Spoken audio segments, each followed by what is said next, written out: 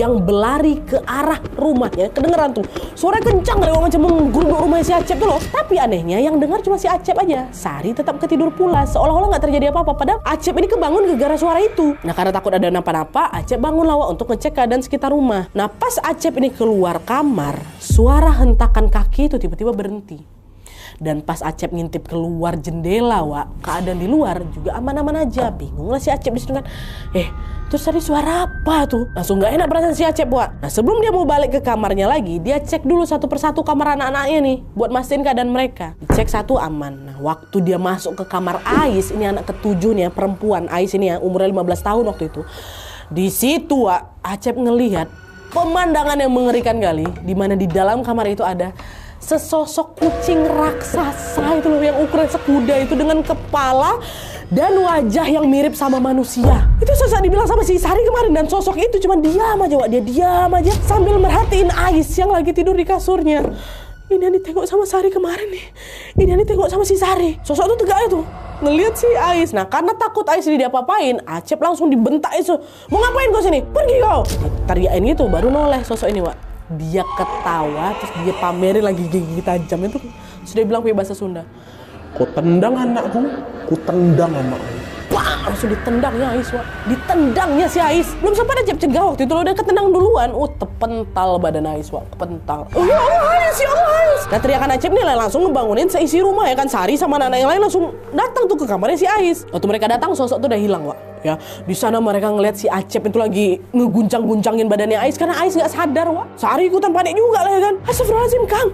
Ais kenapa, Kang? Ais ditendang sama sosok kucing itu.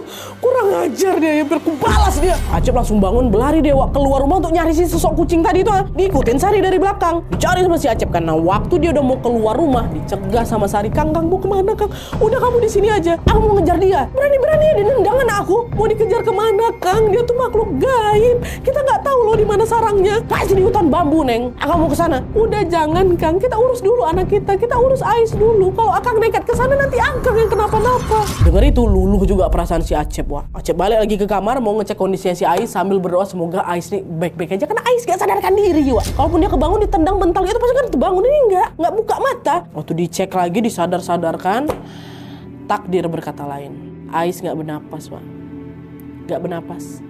Meninggal Ais malam tuh. Meninggal. Wah, dengan sekejap dia kata kakek aku, suasana rumah tuh langsung pecah dengan tangisan. Sari langsung menjerit histeris memeluk tubuh anak perempuan yang udah dingin ini. Sementara Acep tuh udah kayak speechless, dia cuma bisa terduduk lemas aja, Dia nggak percaya kalau Ais betul-betul pergi untuk selama-lamanya. Apalagi caranya kayak gitu di depan matanya si Acep kan, Malam itu jadi malam paling kelam dalam hidup keluarga kakek aku nanti. Di malam itulah hancur-hancurnya perasaan kakek aku.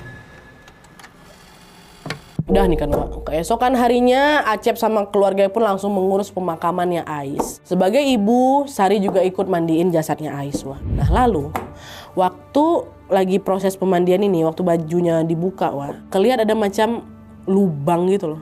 Lubang di bagian perutnya si Ais. Ada lubang. Jadi kayak luka gitu tuh loh. Tapi berlubang. Anehnya waktu yang kejadian malam itu, nggak ada apa-apa. Kalau misalnya berlubang kan harus berdarah ya kan. Ini kelihatannya waktu bajunya dibuka baru udah ada lubang itu. Nah, disitulah Sari yakin ini pasti lubang bekas tendangan si sosok tadi malam tuh. Sambil ngusap lubang itu Sari nangis. Ya Allah, nak. Malang kali nasibmu harus pergi dengan keadaan kayak gini gitu. Apa nggak hancur hati Sari, Udah lah, akhirnya setelah proses pemakaman selesai, barulah Sari cerita ke Acep tentang lubang yang ada di perutnya Ais itu. Kang, tadi ada gini. Waktu dengar itu, Acep nih langsung ngamuk sengamuk-ngamuknya. Acep nggak terima sama sekali apa yang udah diperbuat sama si sosok itu kan. Nggak terimalah bapaknya pula kan. Jadinya waktu itu Acep langsung ngambil kujangnya. Ini katanya senjata khas Sunda tuh yang waktu itu dia simpan di rumah buat jaga-jaga. Dia ambilnya si kujang ini. Acep langsung keluar rumah sambil ngayungkan si kujang ini. Keluar kau setan! Keluar kau! Aku gak ada takut sama sekali sama kau ya. Lawan aku sini, kata si Acep. Karena marah lah anak dia gitu kan. Ngelihat Acep emosi, Sari berusaha ngeredamnya, Tapi kali ini kemarahan Acep udah gak bisa dibendung lagi. Acep waktu itu langsung berlari dia, pergi dia ke hutan bambu untuk nyari si sosok ini. Sambil terus ngacungin kujangnya ini kan, Acep nyuruh si sosok itu keluar kau setan gitu-gitu. Tapi meski sudah diteriakin berkali-kali, sosok itu gak muncul. Gak ada dia muncul. Akhirnya dengan penuh emosi, Acep ngebabat habis itu semua pohon-pohon bambu bambu di sana dibabat habis-habisan karena dia emosi kali ya kan.